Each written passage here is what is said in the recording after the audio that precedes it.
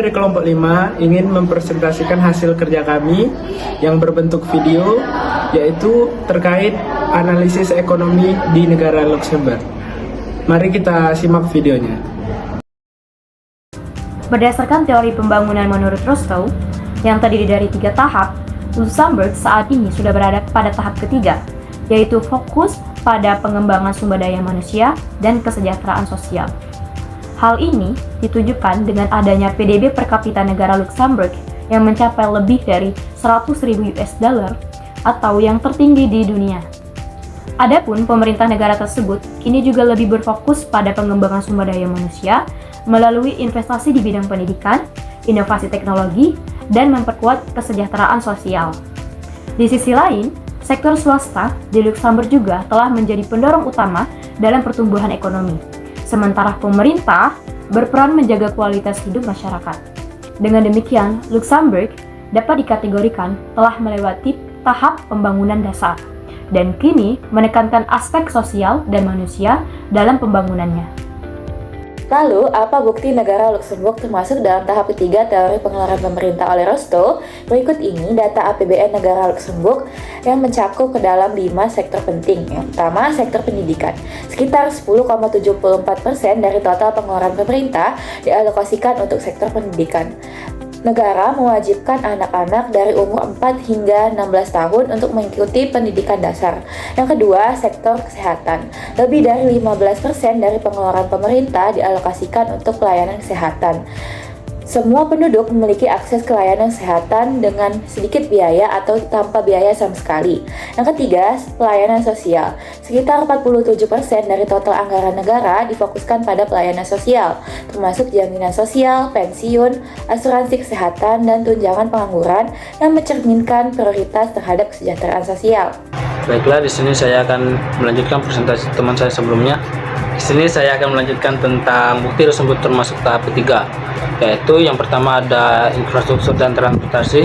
Pemerintah Luxembourg mengalokasikan dana sebesar 3,9 dolar atau sekitar 4,6% dari PDB untuk investasi di bidang mobilitas, kesehatan, dan iklim, termasuk transportasi umum dan infrastruktur jalan. Yang kedua itu ada penelitian dan pengembangan. Pemerintah berencana meningkatkan investasi publik dalam penelitian dan inovasi hingga 1% dari PDB. Meskipun pada tahun 2021 sudah mencapai 0,55%, terdapat 3 pendanaan penelitian. Yang pertama itu ada pendanaan nasional, yang kedua itu ada pendanaan Eropa, dan yang ketiga itu ada pendanaan swasta. Sekian presentasi video dari saya. Oke, perkenalkan, nama saya Belva Nova Aswila. Di sini saya akan membahas terkait saran dan hambatan untuk memaksimalkan ekonomi di negara Luxembourg. Nah, di sini kami menampilkan beberapa saran dan hambatan untuk memaksimalkan ekonomi di negara tersebut. Contohnya yang pertama itu ada subsidi pendidikan. Dengan memperbesar subsidi pendidikan, itu gunanya untuk mengurangi ketimpangan sosial antara warga negara asli dan imigran.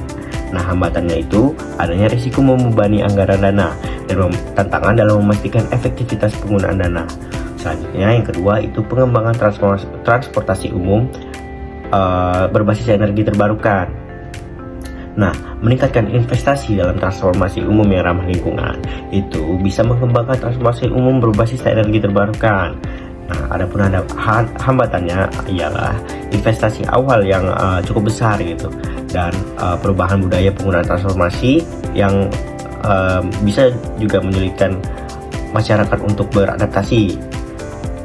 Nah, selanjutnya itu ada yang ketiga, melakukan reformasi pajak digital. Reformasi pajak dilakukan untuk memperluas basis pajak digital.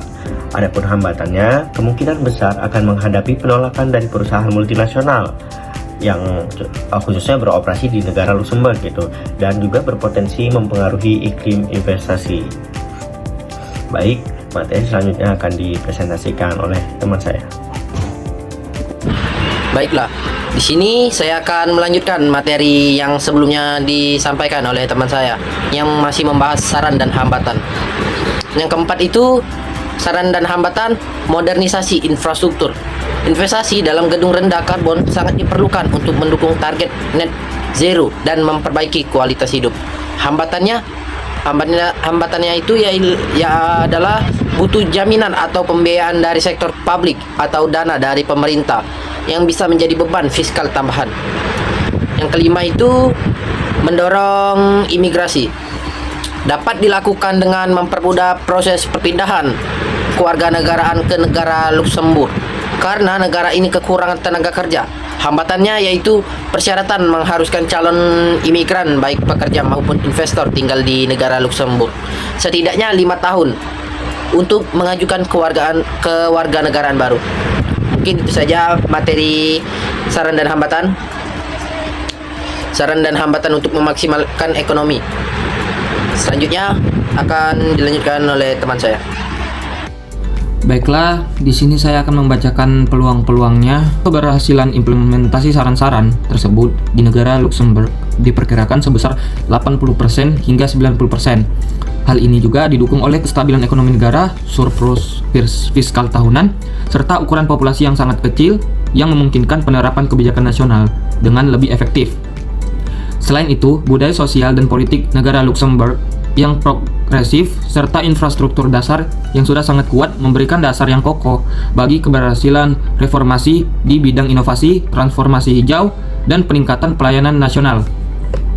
Nah, adapun peluang keberhasilan implementasi saran ini terbagi menjadi 4. Nah, yang pertama, pusat keuangan dan investasi global. Luxembourg merupakan pusat keuangan internasional terkemuka dengan aset yang dikelola melebihi 7,3 triliun pada tahun 2023, menjadikan rumah bagi lebih dari seperti aset dana investasi berkelanjutan di Eropa. 2. Transformasi digital dan inovasi. Nah, pemerintah Luxembourg aktif mendorong transformasi digital, termasuk pengembangan sektor teknologi informasi dan komunikasi, serta investasi dalam infrastruktur. Yang ketiga, ada pertumbuhan ekonomi yang stabil. Meskipun mengalami kontraksi sebesar minus 1% pada tahun 2023, ekonomi negara Luxembourg ini diproyeksikan tumbuh sebesar 1,2% pada tahun 2024 dan meningkat menjadi 2,3% pada tahun 2025. Nah, yang keempat, ada pertumbuhan ekonomi yang stabil. Perusahaan di negara Luxembourg melaporkan bahwa 46% dari investasi mereka pada tahun 2023 dialokasikan untuk aset tak berwujud seperti penelitian dan pengembangan perangkat lunak dan pelatihan, menunjukkan fokus pada inovasi dan peningkatan produktivitas. Sekian dari saya. Assalamualaikum warahmatullahi wabarakatuh. Assalamualaikum warahmatullahi wabarakatuh. Perkenalkan, nama aku Imran Deriansyah dan aku akan menjelaskan peluang keberhasilan implementasi saran. Baik, ada beberapa faktor yang dapat meningkatkan peluang dalam keberhasilan saran, yaitu yang pertama ada pusat keuangan dan investasi global. Luxembourg merupakan pusat keuangan internasional terkemuka dengan aset yang dikelola melebihi 7, triliun pada tahun 2023, menjadikannya rumah bagi lebih dari sepertiga aset dan investasi berkelanjutan di Eropa. Baik, yang kedua ada pertumbuhan ekonomi yang stabil. Meskipun mengalami kontraksi sebesar min 1% pada tahun 2023, ekonomi Luxembourg diproyeksikan tumbuh sebesar 1,2% pada tahun 2024 dan meningkat menjadi 2,3% pada tahun 2025. Bagi yang ketiga ada transformasi digital dan inovasi.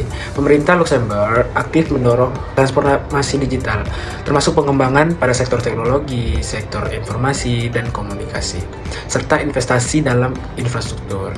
Yang keempat ada pertumbuhan ekonomi yang stabil. Perusahaan di Luxembourg melaporkan bahwa 46% dari investasi mereka pada tahun 2023 dialokasikan untuk aset tak berwujud seperti penelitian, seperti pelatihan, seperti pengembangan perangkat lunak, dan fokus inovasi pada peningkatan produktivitas. Baik, mungkin segitu saja. Sekian presentasi dari kelompok kami. Semoga bermanfaat dan semoga ada ilmu yang akan didapat dari kelompok kami. Wabillahi taufiq wal hidayah. Wassalamualaikum warahmatullahi wabarakatuh.